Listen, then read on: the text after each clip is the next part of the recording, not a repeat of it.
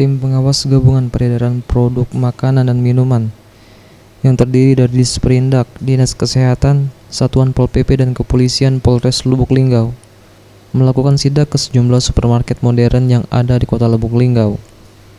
Salah satunya di pusat perbelanjaan yang berada di Jalan Yosudarso, Lubuk Linggau Timur, di mana hasil dari sidak yang dilakukan tim gabungan berhasil menemukan beberapa produk makanan ikan kalengan yang masuk dalam 27 jenis ikan kalengan kemasan yang telah ditarik dan dilarang beredar di pasaran oleh pihak Badan Pengawas Obat dan Makanan.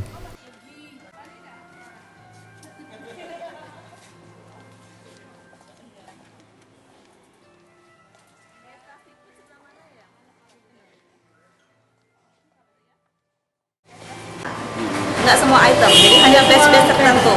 Batch-batch tertentu dari 27 item. Untuk dirimu tadi cuma 2 yang kita dapat. Satu merek Tonas tadi jumlahnya 29 dan juga satu lagi merek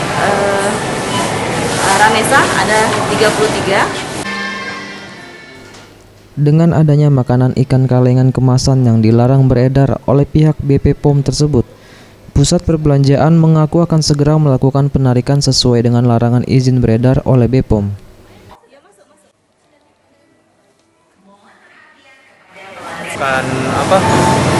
Pengecekan sampling sendiri. Cuman untuk yang produk ini kita cari memang nggak ada. Cuman yang produk dari ABC kemarin memang nemu, makanya langsung kita tarik, langsung kita laporkan juga ke HO kan.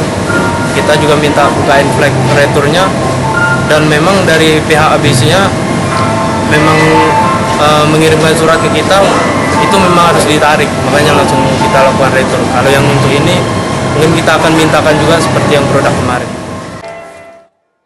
Sementara itu, dengan ditemukannya 2 jenis ikan kalengan kemasan yang dilarang beredar, Disperindak Kota Lubuk Linggau akan memberikan pembinaan dan akan terus melakukan pengawasan.